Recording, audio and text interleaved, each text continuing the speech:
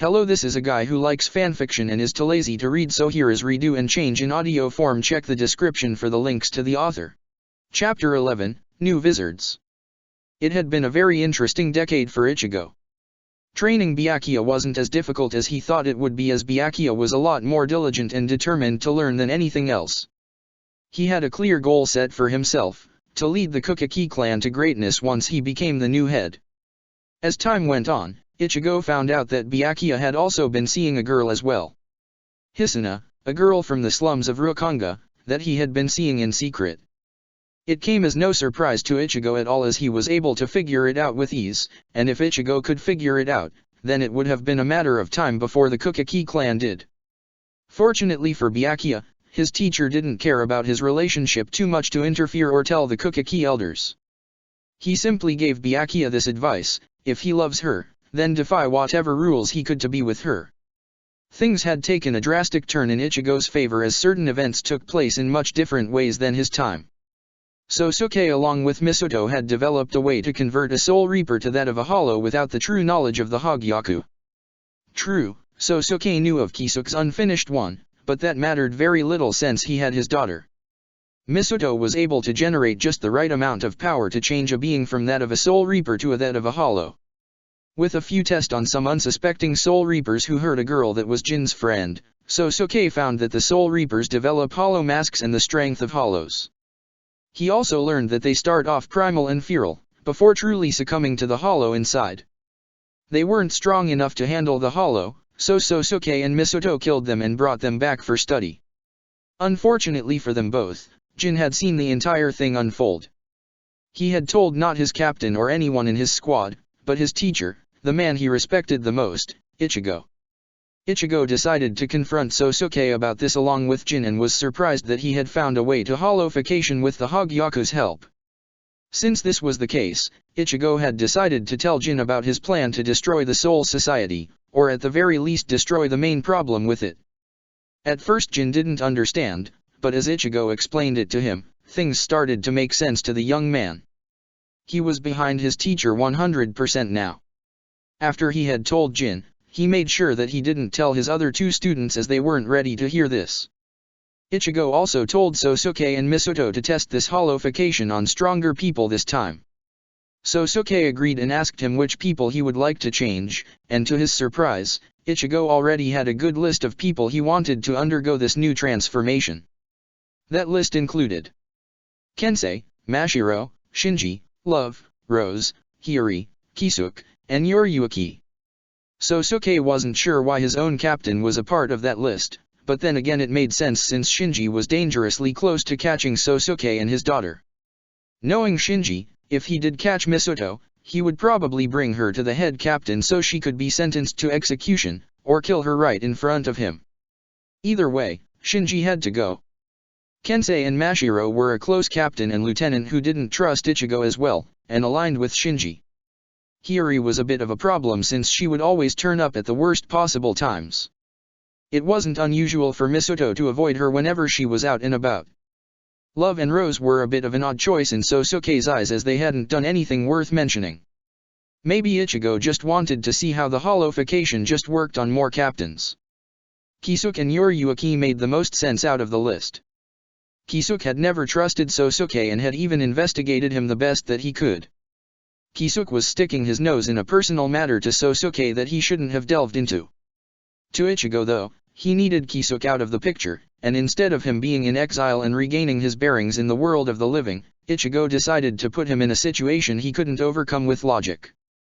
It did pain Ichigo to do this to one of his mentors, but he needed Kisuke out of harm's way once things start. Yoriyuki, despite how Ichigo felt with her as well, would follow her best friend anywhere, and this hollowification would be no different.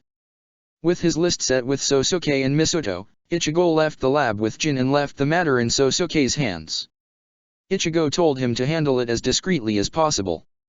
For the past few weeks now, Sosuke and Misoto had been causing hollow sightings over certain parts of Rukanga that were simply strange to the Soul Society. These hollows were unlike the usual hollows that make their way into the Soul Society. They were strong and would even be met with a lieutenant and defeat them as well, but what was strange was the fact that the hollows would not kill any of the Soul Reapers. Just injure them, badly. After a few more attacks, a pattern was found and Kensei, Mashiro, Love, and Rose were deployed to deal with the hollows. From the descriptions they were given, one of the hollows looked like some sort of teenager with red hair. Another hollows that was there was some type of teenage girl with long purple hair. Finding those two would be simple now for the four since they had a description and found a pattern now. They went to an open field far outside of the Siriti and saw the two hollows standing there, staring at them intently. These hollows were unlike anything they had ever seen before. Almost human-like and with immense power that rivaled a captain's. These two must be it, Rose said to the others. He received a nod from Shinji and they decided to come up with some sort of plan. Before they could though, the red-haired hollow threw something at them. They tensed at first but then to their horror saw that it was Hiri that they saw. Hiri! They shouted out as they checked on her. She seemed to be unconscious and unresponsive to the four's touch and voices. Shinji looked to the two hollows and see that as they just stood there, shrouded in the darkness of night. Whatever you two did to Hiri, Shinji started as he unsheathed his blade. I'm gonna destroy you both for it. He charged at the two with Kensei behind him. The two were mere inches away from the two, when suddenly and without warning, the hollows just shattered like glass. Shinji was the first to recognize that technique as his lieutenants. Shinji and Kensei looked at one another before realizing something was very wrong. That was when they turned and saw, to their horror, Hiri rising up with not only an intense spiritual pressure, but also a hollow mask as well. She cut through Mashiro who was checking on her and roared a feral roar into the air while releasing this pressure. Hiri! Shinji yelled out as he was heading to her. Suddenly, a powerful fist connected to his side, knocking him back and causing internal injuries. He skidded to the side and coughed up blood before looking up to see Kensei with a hollow mask on and looking monstrously muscular. Shinji had no idea what was going on as he saw both Rose and Love also develop hollow mask, same with awaking Mashiro. They all stared at one another before turning their attention towards Shinji. He stood up and readied himself, only for the white substance to secrete from his mouth and eye. He struggled to get the stuff off of him as the other five started to fight each other for no reason at all.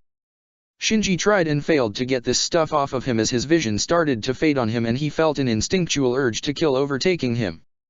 Right before he lost himself to this urge, the last thing he saw was his lieutenant standing not too far away from this battle with the female hollow standing next to him.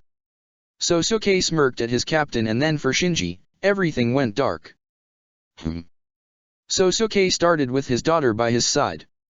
It looks like this experiment is a success, wouldn't you think so, Misoto? Yep. She said to her father with a smile on her face. I'm so glad I was able to hit them all when they least expected it to. Really made my job a lot easier. Sosuke smiled to her before feeling the intense spiritual pressure being directed towards them. Both Sosuke and Misoto turned to see Shinji running full speed towards them with his blade in the air and his mouth wide open, charging at them. Both Sosuke and Misoto stood unfazed as he got closer.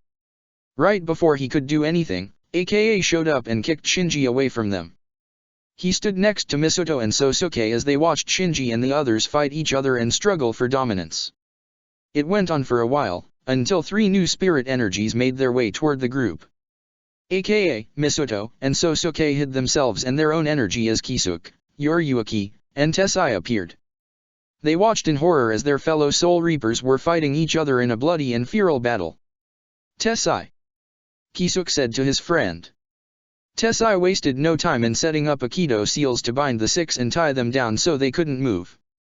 The act had taken a toll on Tessai to use a Haikido without an incantation and on powerful individuals. He took a knee and breathed in deeply to catch his breath. Yoriyuki checked on him while Kisuke went over to check on the others. He looked them over and had no idea how this could have happened, but then when he was checking Hiri, he felt the faint energy of the Hogyaku coming from her. He went wide-eyed in horror as he felt this energy in all six of them and soon enough felt it coming from behind him as well. Yoriyuki! Tessai! He shouted out as he turned around only to see his best friend wearing a cat-like hollow mask while Tessai was unconscious next to her. Her spirit energy flared as she roared loudly into the air, almost as if she was in pain for some reason. Kisuke was about to help her in any way he could, but then he started to feel an intense pain surge through his body and into his mind. Without warning, the white substance started to form on his face as well, forming a hollow mask in the form of what looked like a doll mask. He also roared loudly into the sky, releasing his own pressure in the process. The two stared each other down for a few seconds before charging at one another. Before they could reach each other though, two Garganta opened for the both of them. They each fell into their respective Garganta and slipped into darkness. Very impressive, you three. Ichigo's voice cut through to the three still present where they were. They turned to see Ichigo walking towards them. It looks like everyone is accounted for.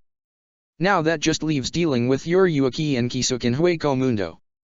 So what are we gonna do with them? Misuto asked him. The question had been on the minds of Sosuke and Aka as well. Just what were they supposed to do with these six now?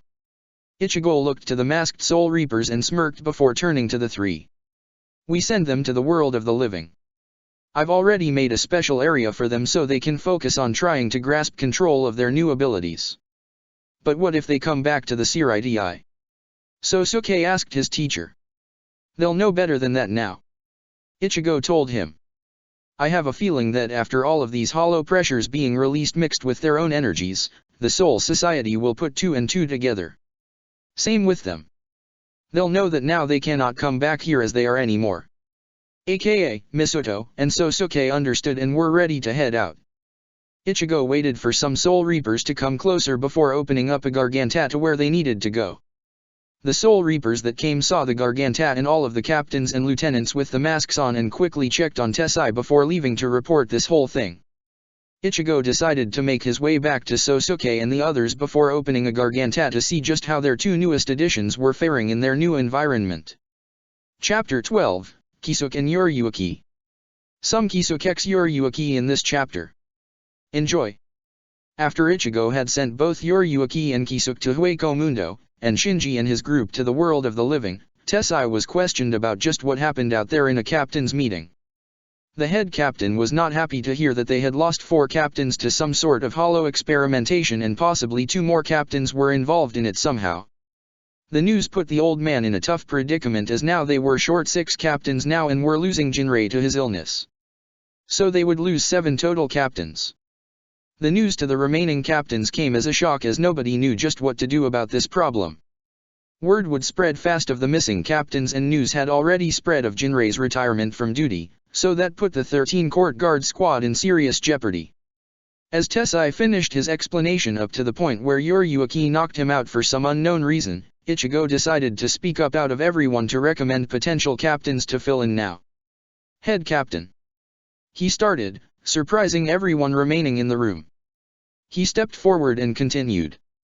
If I may, I think I have, at the very least, 4 potential candidates to fill in the role of captain. Everyone knew where this was going as Ichigo spoke with slight hesitance, almost as if he wasn't truly sure about his students filling in the roles yet. The head captain looked at the Kenpeikai with shock in his old eyes and decided to weigh his options. He had known of Ichigo Kenpeikai co-training seated officers and a lieutenant for some time now. He had heard that the 4 had become truly on par with Captain Class Ryutsu and that they had achieved Bankai with the Squad 11 captain's help. They were capable warriors and competent enough to fill in the role as captain. True, some didn't have true leadership skills, but they can learn on the job. And it is not as though Ko would simply abandon them if they couldn't handle some of the responsibilities. They were young, yes, but have far greater experience than any other seated officer or even lieutenants in the Soul Society right now. This could be a bad decision on the head captain's part, but they would at least only have to fill in 3 captain's spots now instead of 7. With a deep sigh that caught everyone's attention, the head captain banged his cane on the floor. Captain Ko. He started. Ichigo stood fast, in case the head captain rejected this offer. As much as this goes against tradition, and as young as your 4 students are, do you believe they are ready? The question seemed to freeze everyone in the room aside from Ichigo. Everyone looked to the orange-haired captain and waited for his response. The uncertainty from before was gone completely as he stood proudly and said to the head captain and all the remaining captains in the room. Yes. I do. Then we will have to test and assign them as soon as possible. The head captain stated to them all before banging his cane. There is a crisis in our midst. A hollow, or hollows, with the ability to change soul reapers into them. This must stop now if we are to keep the upper hand on all hollows. I shall assign Captains Shiba and Kiraku to hunt down these hollows and stop them before anyone else is affected. In 3 days, your 4 students will take the captain's test, Captain Ko. I can only hope that they do not disappoint me. You and me both. Ichigo said to himself. The head captain banged his cane again and dismissed them. As soon as he did that, Ishine went over to Ichigo as they walked out of the room together. You sure those 4 are actually ready for this? He asked his friend in a concerned tone. He's known Ichigo long enough to tell that when he was sure about something and his resolve was there, that he was always sure. They are, Ishine. Ichigo started as they made their way to a gate that led outside of the Siriti.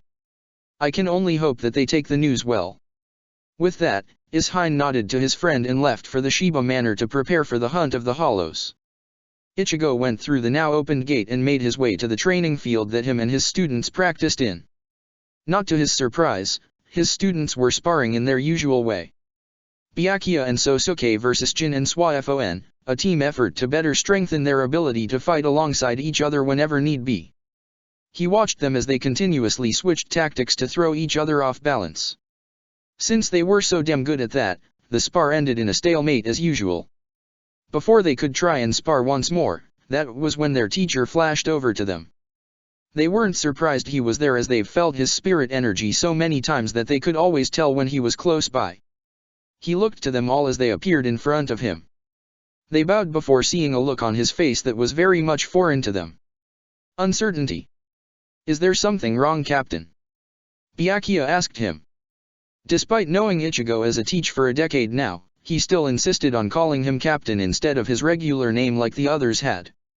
Yeah. You look like someone killed your pet fish and got away or something. Jin joked. With a sigh that caught their attention, Ichigo looked them all in the eye and said. Due to several captains being indisposed at this moment, we have captains' positions that need to be filled. And I recommended all 4 of you. The looks of both shock and confusion on their faces was evident as they were all legitimately surprised by his words. The fact that they were recommended to becoming captains was incredible, but the fact that their teacher had enough faith to recommend them was truly amazing to them. Even Sosuke was shocked that he would be a captain along his friends and teacher.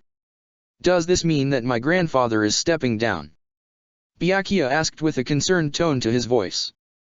Ichigo looked to him and placed a hand on his shoulder. Jinrei would want you to take this opportunity, Byakuya. Not for him, but for yourself. His words did in fact reassure him, and the others decided to ask an important question. Ichigo, what exactly happened to the other captains? Swaifon asked him as she stepped in. I heard that Yoriyuki was a part of whatever happened and that's why she wasn't at her own barracks. Is that true? Ichigo could tell that she was worried. Not as much as she would have been if Ichigo hadn't come into the past, but concerned nonetheless. He sighed and told them a fabricated lie.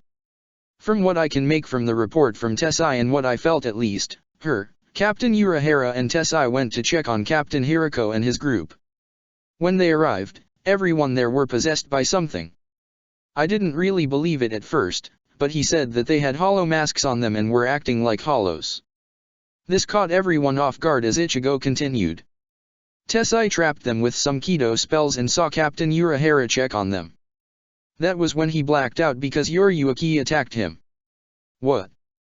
Swaifon asked in a surprised yet stern tone. Why would she do that? From what Tessai can remember, she also had a hollow mask on her. Same with Urahara apparently. Ichigo told them. So with that and Jinrei stepping down, we have 7 open captain spots, and you all will fill in 4 of them. At first there was silence from the 4, then they all showed resolve on their faces as they bowed to their teacher. We won't disappoint you. Ichigo smirked to his students before telling them one last thing. In 3 days, you'll all take the captain's test to determine if you're truly ready. Don't make me regret training the 4 of you for so long. I expect no less than for all of you to pass and be assigned a squad. Understood? Yes, Captain. They said in unison as they bowed one more time. Ichigo looked to them with pride before leaving to attend to another matter. Las noches. Back in Las Noches, there was some commotion that rocked the palace. In one of the large training rooms, two very powerful beings were doing battle with several Arrancar. The two looked like Soul Reapers, but they had on masks like Hollows did. No one knew just what was going on, but these two had been on a path of destruction since they awoke earlier today in the aforementioned training room. One was a woman with short purple hair and a white hollow mask in the shape of a cat. The cat-like mask had markings on each side of her face in shape of whiskers that were the color of her hair. The ears were pointed and sharp, and her teeth were the same. The other was a man with dirty blonde hair and some kind of doll-like hollow mask on his face. His mask had a blank stare to it and stitch marks along his face and connecting to the eyes. The mask had no teeth at all, just that blank stare. The two were battling whoever they saw in their path almost as if they were working together. They were still feral, but it was a more coordinated state than Shinji and his group. They fought a few Espada as well. Nilil and Halibel were told by both Stark and Aka that Ichigo ordered for these two not to be seriously harmed, so the two women were holding back. Off next to one of the walls watching the whole thing was Aka and Sail. They were supervising for now until Ichigo showed up to take care of these two himself. The two had mixed interpretations of this. Sail thought he would do the same thing he did with him and the rest of the Espada by cutting their masks, but then he realized that they were actually Soul Reapers. Aka thought he would probably kill them himself, but then that would make sending them here absolutely useless. As they thought this over, a Garganta opened near them and Ichigo stepped out of it. Ichigo. They both started to him. How are they doing, Sail? He asked the pink-haired Espada as he kept his eyes on the two in question. Well, after the initial reaction of being in an unknown environment passed, and destroying a good portion of these chambers in the process, it seems they're tiring. Yet they seem to be working together. Almost as if they're running off of dash instinct. Ichigo interrupted as he watched the two begin to slow down while facing Halibel and Nilil. With all due respect, Ichigo, Aka started. What exactly are they? They're clearly Soul Reapers, but those masks make them kinda like us. Ichigo looked down to Aka and smirked before looking back to the two. Sosuke and Misoto found a way to convert a Soul Reaper into that of a Hollow. He started, earning a gasp from the two. True, Aka was involved in helping draw the Soul Reapers out, but he was kept in the dark as to how this was possible. I think I'll call them Vizards. But if they're Soul Reapers, then they won't intentionally join us in destroying the Soul Society. Sail started. What are you going to do exactly, Ichigo? Ichigo grinned to the two tired Vizards. Give them an offer they have no choice but to accept. He walked over across the training room, catching both Halibel and Nilil's attention. He looked to them and nodded. The two Espada bowed and sonitoed away from them. Ichigo stood in front of the two and saw that they looked confused by his own presence. Ichigo was about to say something, but was caught off guard when Kisuke of all people flared his spirit energy. A vibrant red energy pushed Ichigo back a few feet and knocked Yoriyuki away to a nearby wall. Ichigo stopped himself and saw that Kisuke's body was changing to a much more hollow form of himself. Almost like Ichigo's full lizard-like hollow form when he trained for control of his own hollow. Kisuke's form was a completely pale white, muscular bodysuit of himself, only it was covered in stitches and ripped through his Shiakusho. Ichigo chalked this transformation up to seeing him here. Without wanting to draw this whole thing out, Ichigo unsheathed his blade, but was caught off guard when Yoriyuki also flared her energy. Purple electricity flared and sparked all over the room, hitting any nearby wall and floor in the process. Her body was also changing as she went on all fours and her skin changed from her beautiful dark skin to a pale white color. She grew a white tail with some kind of golden eye attached to the end and her mask eyes glowed the same golden color. Her purple hair started to grow along her body and covered her as it ripped through her Soul Reaper uniform completely, leaving her in the nude. Ichigo. Aka started in a concerned tone as he along with everyone else were about to draw their blades and help their leader. Ichigo held up his free hand to tell them to hold.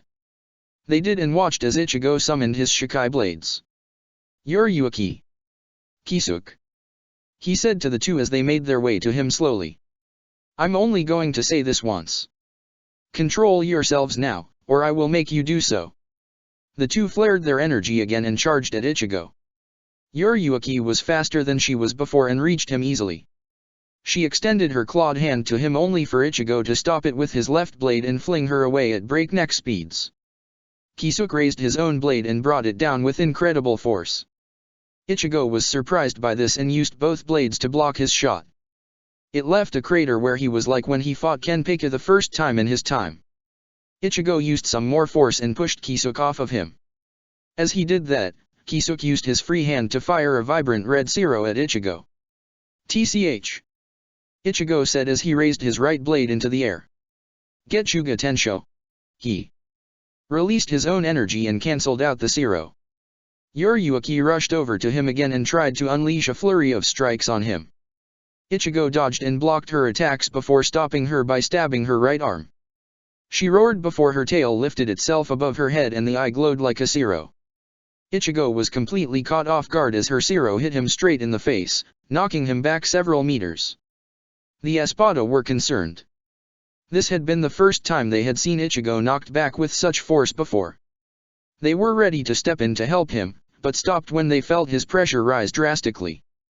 Both Yuryuki and Kisuke felt the pressure as well and were brought to their knees for a brief second before they saw that Ichigo was now in front of them again. They were too slow to react as Ichigo used Aikido on them and bound the two together. He let up on his energy as he watched the two struggle to break free. Ichigo sighed and stabbed the ground with both of his blades before kneeling to the two.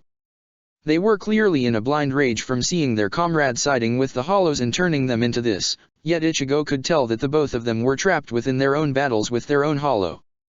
Ichigo sighed again and sat in front of the two cross-legged with his blades behind him.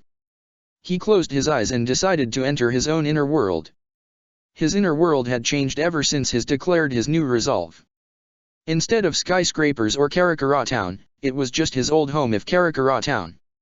He opened his eyes to see that he was standing in the living room.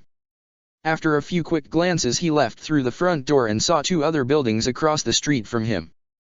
One was what looked like a traditional Japanese home, but it was styled after a dollhouse of some kind. The other looked like a small house with a cat's eye on the front door. Ichigo could hear rumbling within both houses and decided to check them one at a time. He went to Kisuke's home first and went through the door. He was surprised when the structure was empty on the inside and he saw Kisuke being held by the neck by his hollow form. His hollow form just looked like him but pale with stitches along his body and with black and yellow eyes. "I don't care what you are," Kisuke said to the hollow in a weak tone. "I will get rid of you." He clearly was being destroyed by his hollow and Ichigo was having a hard time thinking that his former mentor was losing this badly. Kisuke's hollow laughed at him before turning to see Ichigo standing in the doorway. The hollow instantly saw red and rushed over to him, dropping Kisuke in the process. "I'll kill you too," the hollow yelled out as it brought its blade down. Ichigo dodged it with ease and flashed over to the downed Kisuke. Kisuke looked up with both shock and anger. He stood up on groggy legs and looked Ichigo in the eye as best as he could before speaking. "What did you do to me and Yuryuki, Ko?" he asked in a weak tone. Ichigo had a stern glare and turned to see the hollow draw in energy from the structure they were in. He crossed his arms and kept his gaze on the hollow as he spoke to Kisuke. "That doesn't matter right now. For now, the only thing you should worry about is how to defeat your inner demons." This caught Kisuke's attention as Ichigo continued.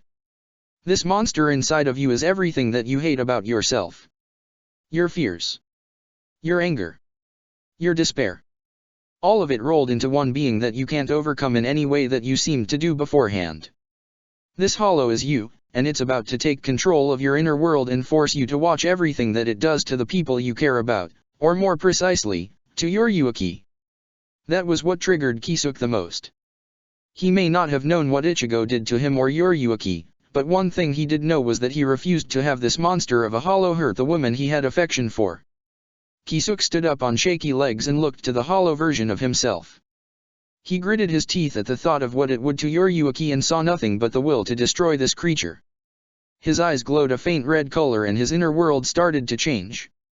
The empty structure started to grow pillars and walls within it as Ichigo could tell that Kisuke's resolve was strengthened by Ichigo's words. His hollow was caught off guard as Kisuke rushed over to it and stabbed his Benihime through his hollow's chest. The hollow chuckled a bit before fading away from Kisuke's blade. Looks like you really can fight seriously when she's threatened, eh? His hollow started to him. You will never lay a hand on her as long as I exist to stand in the way. Kisuk said to it with a serious stern look on his face. Heh. His hollow started. I'll hold you to that. We all know that the real reason you don't open up to her, he grabbed Benihime, is because you're afraid I'll be the one to open her up. With those last words, his hollow faded, and the structure started to look like an actual house now. Ichigo decided to take his leave as Kisuk contemplated what his hollow said to him. For the longest time Ichigo thought that Kisuk and Yoriyuki were just good friends who were pretty inseparable, but after hearing that, he now knew that Kisuk had feelings for her in this time. He would have to check Yoriyuki as well. Maybe this little brush with uncertainty and death would in fact bring them closer. Just as Ichigo made his way to the door, Kisuk grabbed him by his haori and got in his face, his eyes now burning red.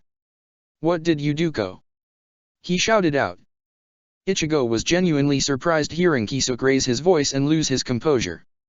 It was unexpected, but Ichigo regained himself and forced Kisuk's hand off of him to answer. Technically, I didn't do anything. But right now you need to be worrying about Yoriyuki much more than me. His words went through Kisuk's head and made him realize that he hadn't seen her for a while now. Ichigo left the house followed by Kisuk and they went into the small house and saw that it was nearly destroyed all around. There were many objects strewn about the room and there was a hollow version of Yoriyuki walking towards them with a seductive sway. She looked like Yoriyuki, but she was pale-skinned and had a tail and cat ears formed by her black hair. She was also naked. Her eyes locked on Kisuk's and she purred seductively as she approached him. Kisuk was frozen as she made her way towards him, ignoring Ichigo and eventually backed him into the door. Hey there Kisuk. She said in a tempting tone. About time you decided to grow a pair and take me. Or maybe I should just take you instead. Doesn't matter to me as long I steal you from her. She looked over to a destroyed wall and the other two spotted Yoriyuki laying unconscious and with ripped clothing on. Kisuk wanted to go to her, but the hollow version of her kept him from seeing her. Ichigo made his way over to her downed body and checked on her himself. Yoriyuki. You have to wake up. He said to her. When he got no response, Ichigo decided to try something different. Yoriyuki, if you don't wake up and face what you hate about yourself, then you will lose the one person who cares the most for you and lose your chance to tell him how you feel. Yoriyuki slowly opened her eyes and saw Ichigo kneeling over her. She rose up slowly only to see her hollow all over Kisuk. Her golden eyes started to glow and she gritted her teeth. Despite how she felt towards Ichigo right now, all she could think about was how pissed she was at this fake version of herself. Without thinking and letting instinct take over, Yoriyuki flashed over to her hollow and kicked her through the wall and off of Kisuk. He looked to her with shock in his eyes as she stared down her hollow. She flashed over to the hollow and delivered a devastating kick to her down dark side. The hollow dissipated and Yoriyuki's eyes went to normal. When that happened, she fell backwards in exhaustion only to be caught by Kisuk. Ichigo noticed that the both of them were probably now out of their hollow forms in training room, and decided to leave to assess the situation. Back in the training room, the Espadas present watched as the two hollowified Soul Reapers started to crack. Suddenly and without warning, their forms exploded and shrouded the room in smoke and dust. Just when it was subsiding, Ichigo woke and waved his hand to clear it all. When he did, he saw the unconscious bodies of Yoriyuki and Kisuk, with their masks next to them, lying on the ground in each other's arms. Ichigo smirked at this and grabbed both his blades before sealing and sheathing it once again.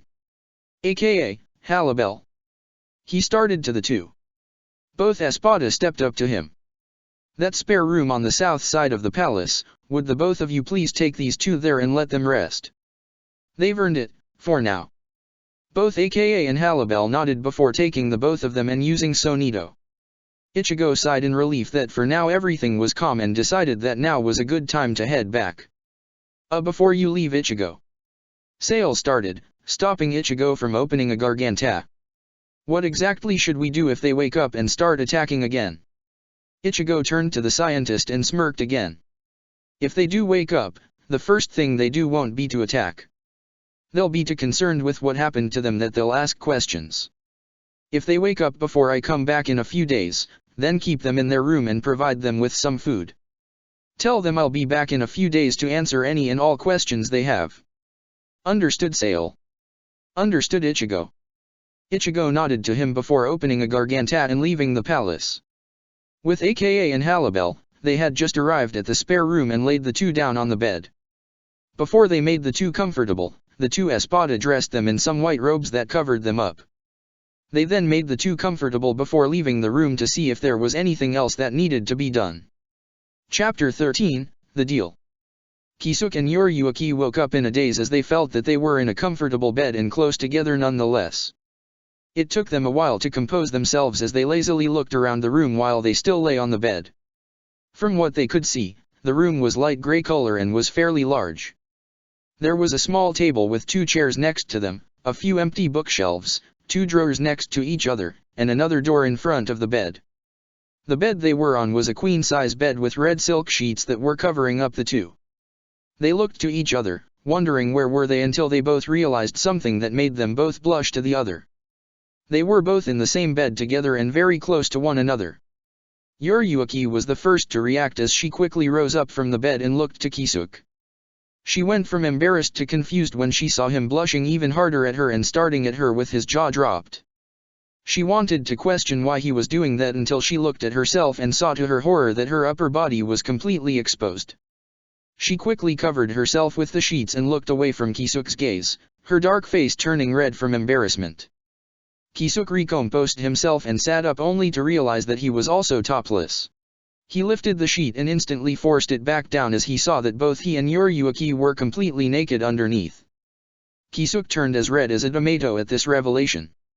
He was in a large bed with Yoriyuki, they were both close to one another, they were both tired, and they were both naked. Kisuke. Yoriyuki decided to start as she saw how flushed her best friend looked. What's wrong? Kisuke didn't say anything and instead just pointed under the sheets. Yoriyuki pulled the sheets up and shoved them back down just as fast. The two stayed silent and had no idea what to do. That was when Aka opened up a door on the far side of the room and went inside with two trays. Both trays had a bowl of rice each and a cup of tea with chopsticks next to them. Ever since all hollows here in the new palace became errand cars, a sudden new revelation hit them all. The hunger for hollows had changed to hunger for just regular food surprisingly. Luckily for them, Ichigo did form a large kitchen that some of the errand car had taken a liking to using to cook. It helped keep everyone happy and also keep morale up for this all of a sudden new craving everyone was feeling. Here y'all go. Aka started as he finished setting the trays down. Hope y'all like it and try not do anything stupid again. Aka started to walk to the door and turned around to say one last thing to the two. Also, my name is Aka Hebai, Espada number 2. If y'all need anything, I'll be right outside. Aka left the room and the two in it naked and confused. They looked at each other before hearing their stomachs growling. Might as well. Yoriyuki said with a shrug. Kisuke merely sighed at his friend's relaxed tone and decided to just go with it all. It's not like this whole thing could get any weirder or more bizarre than it already had been. They both moved over to the table while still wrapped in the sheets and sat down to eat. The rice was pretty good and the tea was remarkable to the both of them. They ate in silence as neither one wanted to really bring up just what they were really feeling about the other at this point. They both remembered having some sort of battle within themselves in their own inner worlds and being told to fight for the affection of the other. That was something that they very much wanted to avoid talking about. After they were done eating and drinking the tea, they simply sat there, not looking at one another. They stayed that way for a few minutes before finally looking each other in the eye. Yoriyuki. He started. Kisuke. She started. Right before they could say anything though, the door opened and in walked the last person they thought they would see. Ichigo walked inside with some clothes in hand. Both Yoriyuki and Kisuke stood up fast and only reacted to the captain they knew walking in and not the sheet falling off of them. Well then. Ichigo started as he looked away from the two for a second. It seems you two have decided to go with a more natural look, I guess.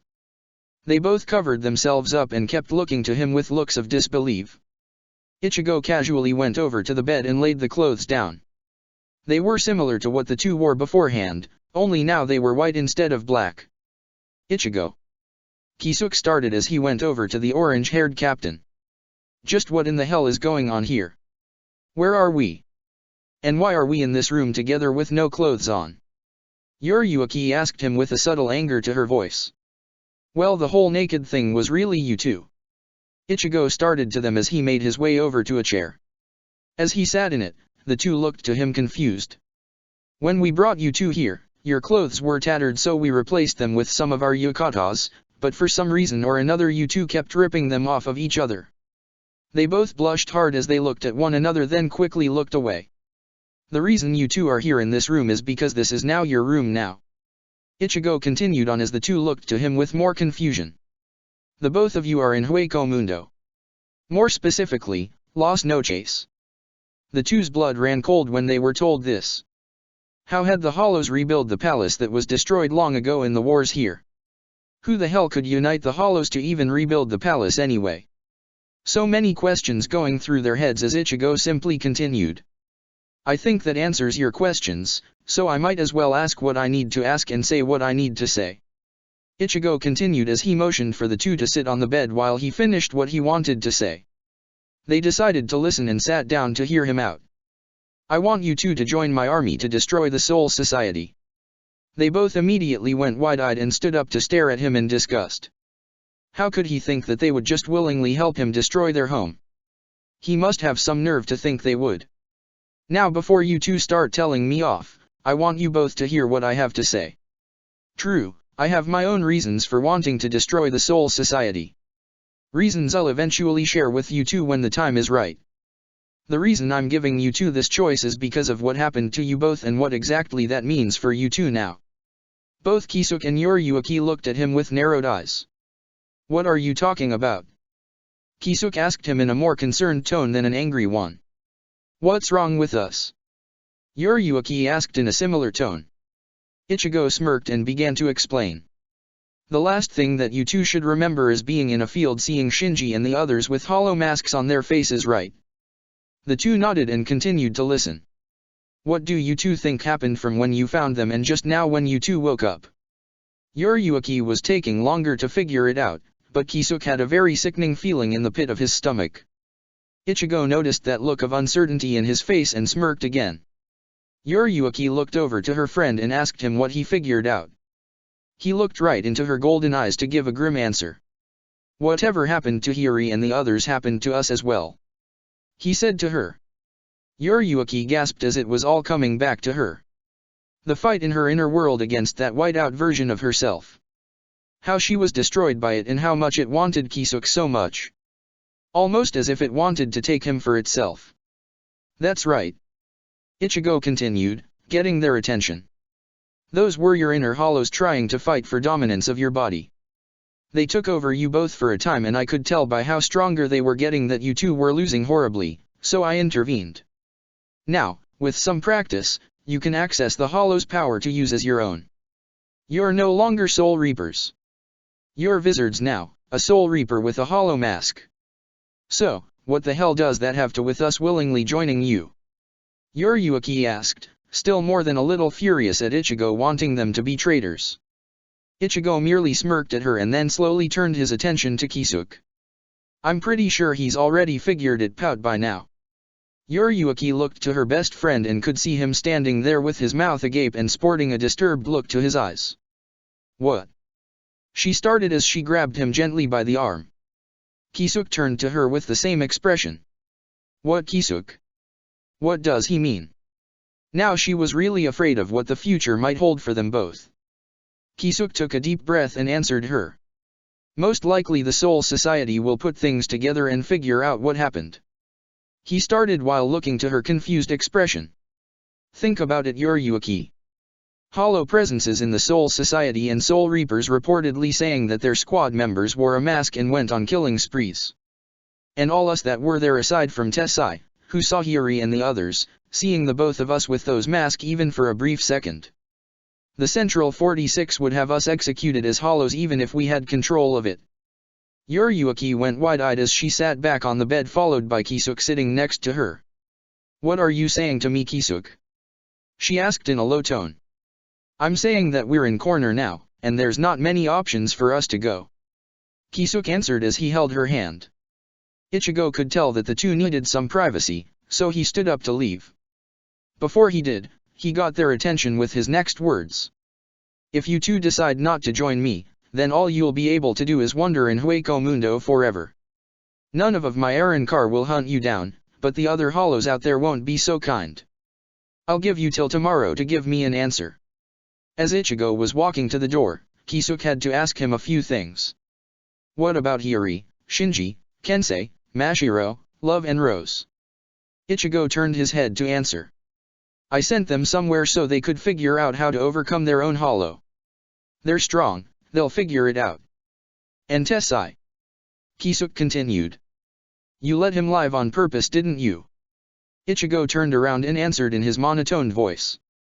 Yes. I did. And with that, Ichigo left the room and left them to ponder what to do. When he closed the door, he looked to AKA and sighed. Make sure they don't leave this room until I get back, AKA. No problem. AKA said with a smile and a thumbs up. Ichigo left Las Noches through a garganta so he wouldn't be late for a very important moment in the Siriti. Captain's meeting room. Ichigo arrived within the meeting room only a few minutes before a ceremony took place. He stood in his place, proud of the four in the center of the room standing at attention. His 4 students took the captain's test a few days ago and excelled in every aspect of it, proving that they are indeed ready for the role of captains. The head captain walked into the room with his lieutenant behind him carrying 4 folded captain's haoris in hand. The 4 were happy that their training and hard work and dedication had given them this glorious opportunity. This meeting is called to order. The head captain announced as he sat down in his chair. As you are all aware by now, we have lost 6 captains and Jinrei Kukaki is stepping down as captain of the 6th squad. That left us in a vulnerable position, but with the recommendation of Captain Ko, we have found 4 very well capable candidates for the roles of captains. These 4 truly exceeded all expectations on the captain's test and have proven without any doubt that they deserve the rank of captain. The old man nodded to his lieutenant and he gave them their respected captain's haori. Swyfon was given the haori of the squad to captain.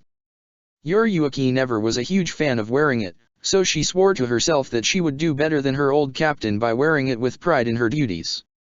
Jin became captain of Squad 3 much like before in Ichigo's eyes, only this time it was gonna be different. Jin wasn't like the snake in the grass type of person anymore. He wanted to prove that he deserved this rank and lead his new squad to even greater heights than before.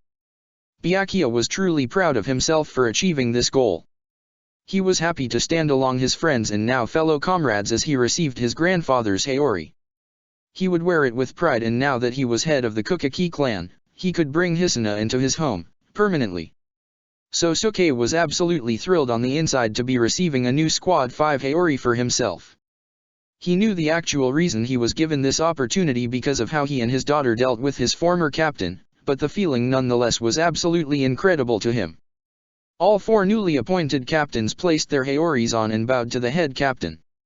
Said head captain nodded to them and banged his cane onto the ground. Now, you 4 are truly among our ranks. Congratulations. Thank you, head captain. The 4 said in unison and bowed to him. The 4 took their places among their fellow and the meeting went along like normal. After the meeting was done and the captains all filed out of the room, Ichigo approached his students turned captains with a smirk on his face. So how does it feel to be a part of the captains now? This is amazing. Sosuke started in an excited tone. Really can get used to this. Jin said as he stretched himself out in his haori. I'm very excited to see just how I can change things for my clan now. Byakuya said with a smile on his face. This is probably one of the best days of my life. Swyfon added with a smile on her face. Well, you guys deserve it. I'm proud of each and every single one of you.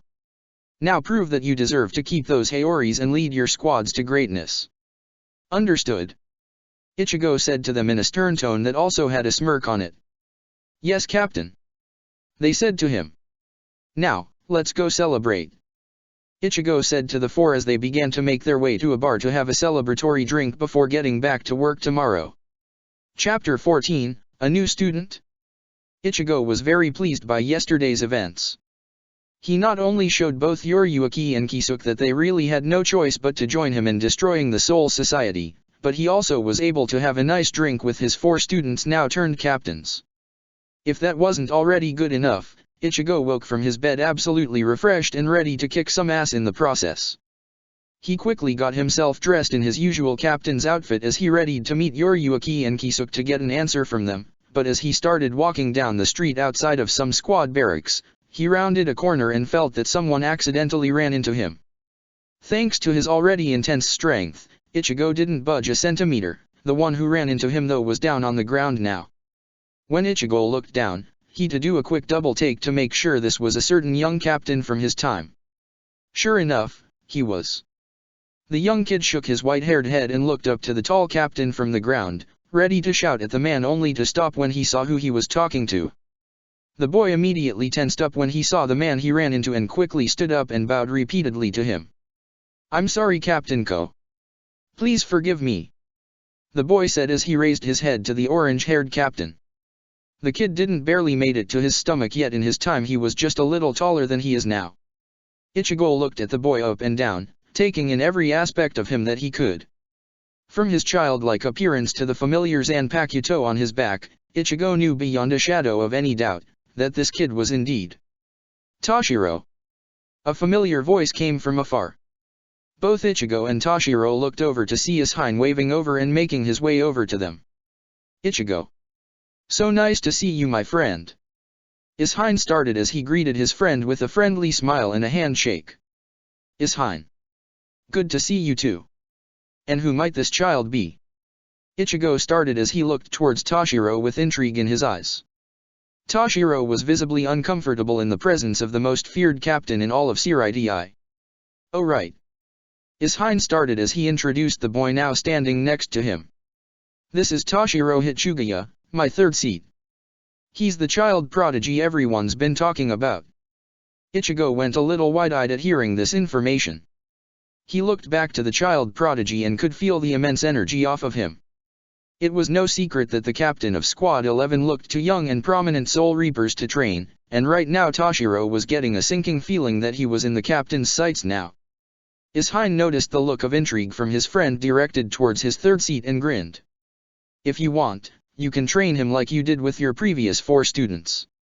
And who knows, maybe one day he'll become a captain and replace me," he said in his usual goofy way. While he and Ichigo shared a laugh, Toshiro's sweat dropped. He heard from Ranjika when she told him of Jin's training regiment sometimes, and in all honesty it really spooked the young third seat. He wanted no part in whatever strange and rigorous training the current Kenpeki had in store for him. "Well, only if Toshiro wants to," Ichigo finally said after a few more laughs. This caught the white-haired boy's attention and he looked up to Ichigo with confused look to his eyes. Ichigo, seeing that confusion, explained himself. "I trained Sosuke, Swaifon, Byakuya and Jin because I saw the true potential in those 4, but nowhere along the line did I force them to train under me. Some asked me and others accepted an offer. I'm giving you that same choice, Toshiro Hitsugaya." He placed his massive hand on the boy's head and ruffled up his hair a little, much to the boy's annoyance and shock. "Either you want to, in which case I'll be pushing you to your absolute limit, or you don't. Your call." Ichigo let go of Toshiro and waved goodbye to the two. Toshiro watched him and could feel something he really hadn't felt in such a long time really. Warmth. A warmth that came from the captain's words. A warmth that could finally let Toshiro truly see what he was really capable of. Back with Ichigo, he was preparing to head back to Hueco Mundo to see if the 2 now former captains had accepted his offer or not. Ichigo knew that they weren't traitors to the Soul Society, even if they were labeled as such in his own time. They were loyal to the Soul Society no matter what, but in their current predicament, they didn't have all too many options really. Time to see if they made their choice. Ichigo said in his barracks before placing the usual seal around it and opening a garganta. He went through it and into the hallway outside of their room only to find that the door was open slightly. Ichigo also noticed that AKA wasn't standing guard like he was supposed to. Ichigo was taken aback by this and quickly stretched out his senses to find them. To his surprise, the 3 were not far off and in one of the training rooms. Ichigo opened his eyes and flashed to where the three were. Again to his surprise, he saw Kisuke and Yoriyuki facing off against the second Espada. They were in the Arrancar uniform and looked exhausted a bit, while AKA looked barely scathed. From the damage that Ichigo could see, the two were trying to face AKA with just their basic Soul Reaper abilities. They weren't even trying to use their masks, unless they had no idea how to. If that was the case, Ichigo would have to teach them without revealing too much. Kisuke would pick up something if Ichigo gave away too much. AKA. Ichigo started as he walked over to the three. This got their attention as they saw him. "Hey there, boss." AKA casually called out as Ichigo stood in front of him. They were getting a little restless, so I brought them out here to stretch out a little. Ichigo looks to the two and can see that they were now standing right in front of them both. So then, he started to them both. "How do you both feel now than before?" Both Yoriyuki and Kisuke could tell that he was only asking them this out of the assumption that they had made their choice by now. Looking to one another, they both sighed and turned back to Ichigo. "Fine, but don't expect us to kill anyone for you," Kisuke said to the orange-headed Kenpeki. Ichigo smirked at the both of them and nodded. "Then I guess it's time the both of you learn to control your masks." Both Yoriyuki and Kisuke looked at Ichigo questioningly as if he had told them something completely foreign to them. "AKA here will be teaching the both of you how to manage and maintain your masks," Ichigo continued as he motioned to AKA. "The whole point of wearing them is to grant you the power of your hollow. Its power is truly greater than most Soul Reapers and takes a bit of stress to sustain in stressful and intense situation. Spend too long in this state, and your hollow will overpower you and take control of your body. Good luck, and AKA." The second Espada looked to his boss. "Make sure that they don't succumb to the hollow. I'm counting on you." AKA nodded and smiled to him. In return, Ichigo did the same and made his leave. He didn't get far as he was stopped by one question. "What did the Soul Society do to make you do this, Ichigo?" Yoriyuki asked, curious as to why he would do this. Ichigo turned to the two and smirked at the question. "I have my reasons. All you two need to know for now is that they have wronged me in the worst way." With that, Ichigo left the training area, leaving both his newest additions and AKA to ponder just what he meant by the Soul Society wronging him. Soul Society. Ichigo had made it back to the Soul Society like always and was more than a little parched for a drink. Deciding that now was a good time to, Ichigo went down to the bar him and his Hingoto to relax and ordered a bottle of sake. He sat in his usual spot in the back and took a few sips of the alcohol before noticing a few more familiar faces walk into the bar. There were 4 of some of the most familiar faces to Ichigo back in his own time, and seeing them made him smirk while sipping his sake. The first was Shihei Hisagi. He looked a lot younger than Ichigo's old time yet still had the 69 tattoo on the left side of his face.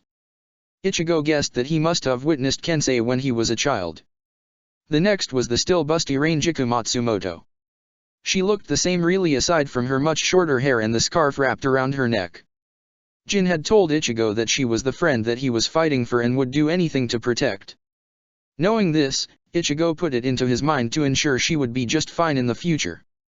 The third person was an old brother-in-arms to Ichigo that wound up betraying him as well in his time. Renji Aburai.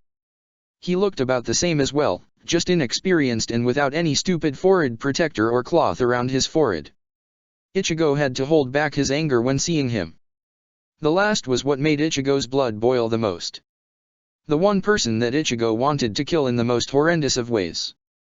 The one friend that literally and figuratively stabbed him in the back. Rukia Kukaki. She was a little shorter by maybe a few centimeters and also looked very inexperienced, same with Renji, but it was still the same person.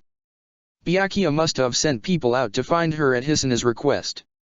That must be the only reason why she was even here in the first place then. Ichigo watched them as they entered the bar and overheard Rangiku talk about a celebration of some sorts. After he reined his anger in, Ichigo listened to the 4 as they ordered some drinks. Of course Rangiku ordered sake, Shihei did the same, Renji as well, but Rukia just had water. Now we can celebrate some 2 of our guys for finally graduating. Rangiku nearly shouted out. Renji, even though your Kido skills are absolute shit, still managed to get out of the academy nonetheless. Oh haha. Renji started with a bang of the table. I may not be good in Kido, but my Zanjutsu skills are way above yours, Matsumoto. Rangiku smirked and winked at him playfully before continuing. And Rukia, for not only acing most of everything, but also being accepted into the Kukaki clan. Congrats girl. You deserve it. Rukia scratched the back of her head as she was told all of this. True, she loved graduating and even seeing her sister again, but she hated leaving those two kids back there. Luckily she was steadily working on convincing her new brother-to-be and bringing them into the Kukaki house as well. Yeah. Shihei started out. I mean, who would have guessed that the Kukaki head would actually do something like that? It's never been heard of before, at least to my knowledge. Well, it did come as a shock to see not only the captain of Squad 6 and Kukaki clan head, but also my own sister getting me from the academy. Rukia started before she took a glance towards Renji.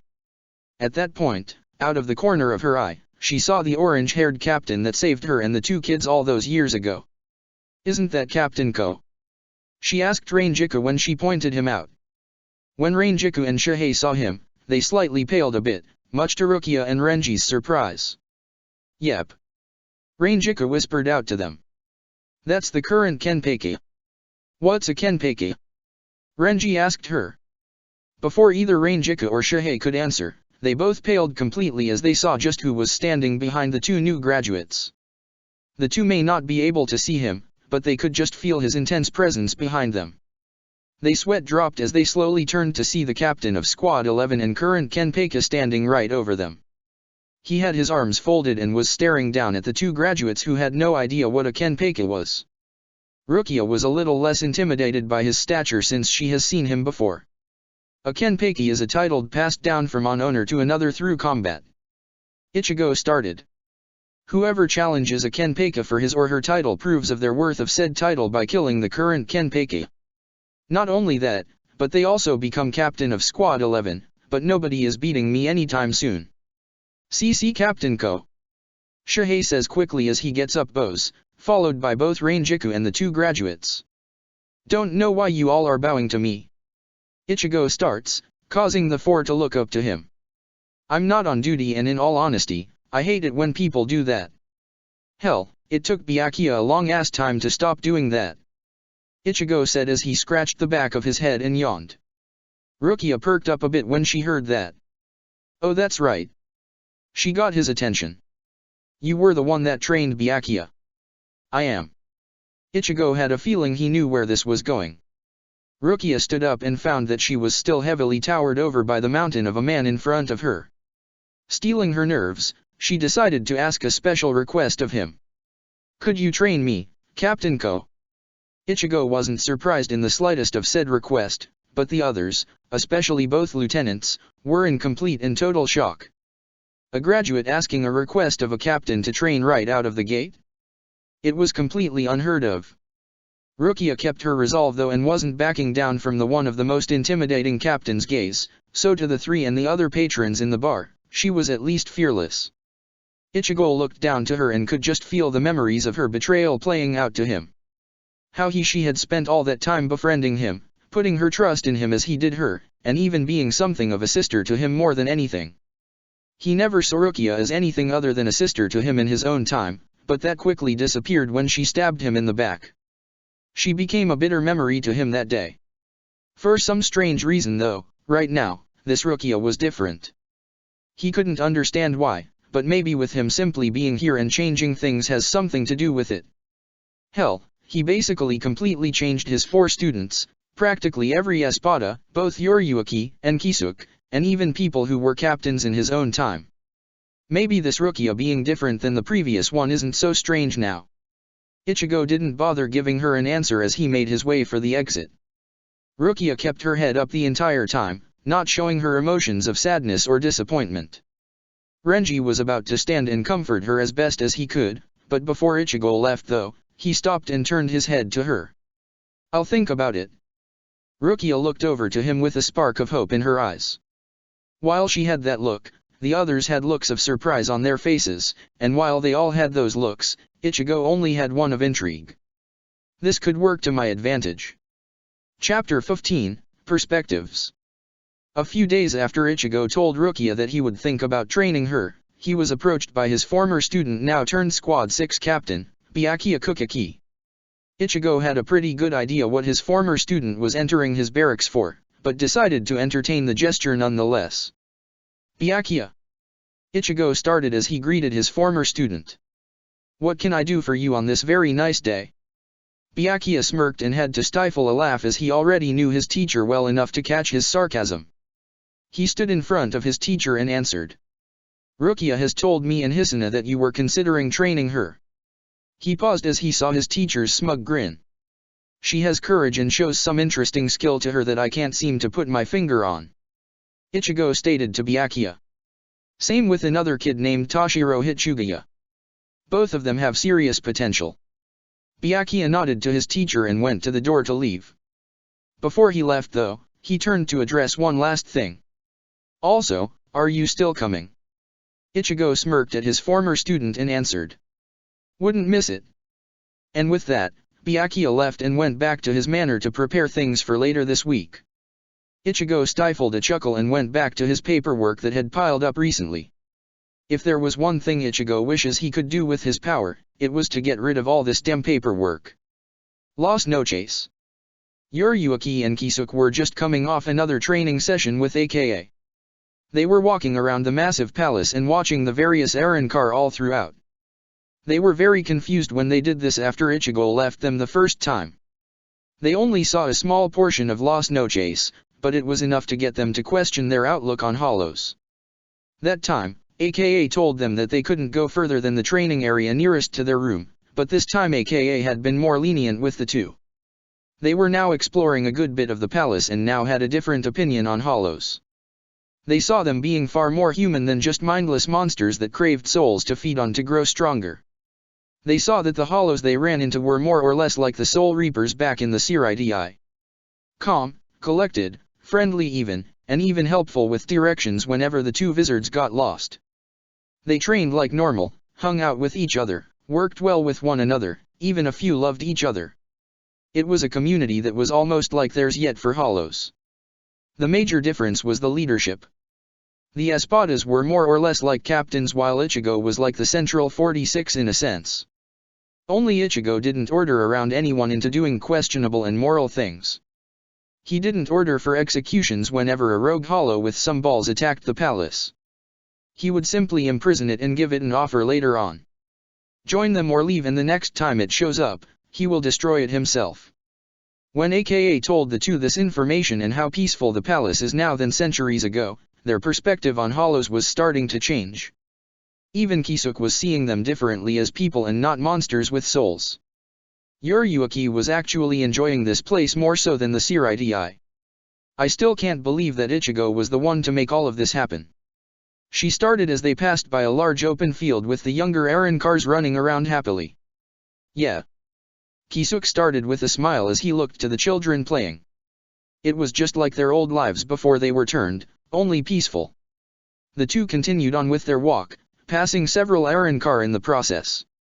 The Arrancar here had been most helpful with the two, and they could tell that even without Ichigo's orders, most of them were very docile in comparison. As the two continued to walk on, they would occasionally exchange passing glances at each other.